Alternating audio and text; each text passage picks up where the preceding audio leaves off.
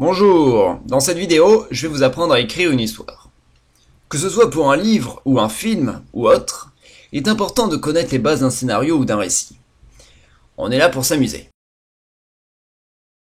Alors, on va commencer par la création de l'univers, qui à mon avis est une chose primordiale. Parfois l'histoire peut avoir lieu dans un monde contemporain, réel, et parfois dans un environnement totalement fictif. Donc moi je propose de créer un pays pour le déroulement de mon histoire. On prend un fond de carte bleu, qui symbolisera la mer, et on y rajoute une île. Un peu moins carrée quand même. Un peu moins ronde aussi. Bon, un peu moins difforme. Voilà. Nous avons une forme simple et réaliste. Et là, on y place une grande ville, qu'on appellera grande ville, et puis un village. À côté de la mer, c'est mieux. Et une autoroute qui relie les deux villes. Plus ou moins droite. Quoique non, on va juste faire un tronçon. Et puis on va rajouter un fleuve qui coupe le chemin. Voilà. Et même des montagnes. Et un volcan. Et plein de dinosaures très méchants. Et voilà. On a créé notre univers. Bon, vous le savez déjà, les personnages font vivre l'histoire.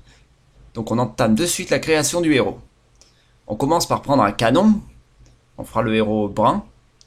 On lui rajoute un visage. Un petit chandail rose car c'est classe.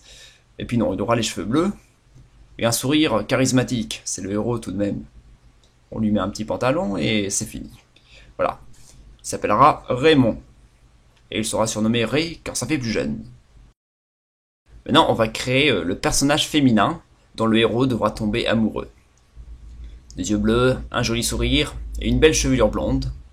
Oui, parce qu'il faut qu'elle soit belle et intelligente pour que le héros ait une raison de l'aimer. Le haut en bleu clair, un pantalon, on modifie la forme, on féminise la silhouette, et elle s'appellera Angèle. Maintenant, on passe au troisième personnage, le méchant. Le méchant et ses yeux de méchant, il y a aussi un sourire de méchant, un habit noir de méchant, des goûts vestimentaires marginaux de méchant bien sûr, puis un chapeau de méchant, et une cicatrice qu'il conserve depuis sa tendre enfance. Public quand même, voilà. Et on lui donnera un nom de méchant qui sera Lolo.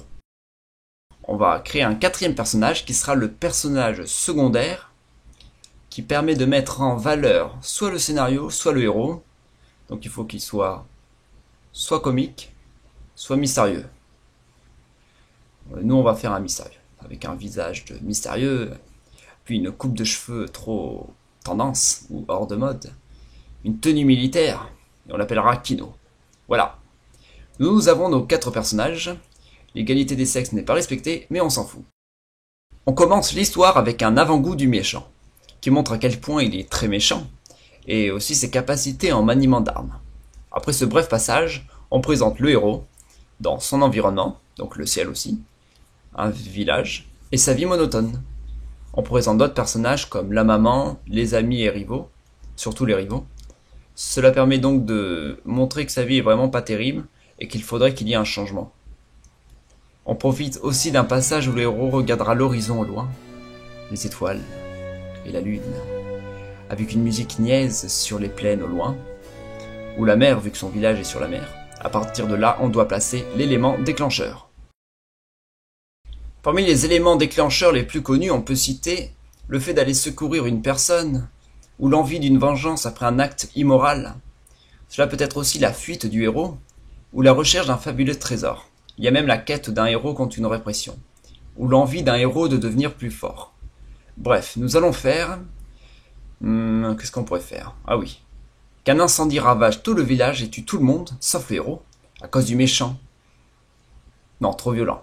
Bref, on fait qu'il va juste vouloir tuer le méchant car c'est un méchant. Et voilà, les péripéties commencent. C'est le début de l'histoire, donc le héros part du village pour aller voir le méchant, qui est dans la grande ville. Donc, la première étape est le fleuve à traverser. Voilà. On place le héros, et le problème survint, le premier.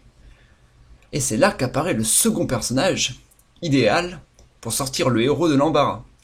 De cette rencontre naîtra peut-être une histoire d'amour. Enfin pas encore, d'abord les disputes, ou du moins une rivalité des sexes. Après avoir appris l'existence d'un pont, le héros pourra traverser le fleuve sans problème, et baser l'histoire sur l'interaction entre les deux personnages, qui commence par une simple présentation, le plus souvent originale et totalement hasardeuse. Un duo de choc qui sera divisé par l'apparition du personnage secondaire. Le personnage secondaire qui est très mystérieux et qui rendra folle la fille pour créer une certaine jalousie entre les personnages. Ce personnage secondaire est en quelque sorte un personnage clé, en plus de cacher un grand secret. Donc il faut lui trouver un grand secret, qui peut être un passé mystérieux, on se demande de quel côté il est vraiment, enfin bref, que de questions. Prenons le héros. Il est gentil, il est sociable, courageux, il est beau, mais il est ennuyeux. Voilà pourquoi il vaut mieux ne pas le rendre trop parfait. D'ailleurs, le héros aussi cache un grand secret. Oui, c'est mieux comme ça. Ça peut être une révélation plus ou moins importante sur le récit. Bon, on continue l'histoire. Seconde étape, il faut traverser les montagnes, comme vous pouvez le voir sur la carte. Le groupe est composé de 3 personnes. Et là, des dialogues de fous arrivent. D'ailleurs, je pense que c'est le moment idéal de placer un événement dramatique.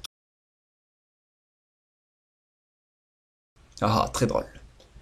Donc les révélations amoureuses doivent toujours bien être travaillées.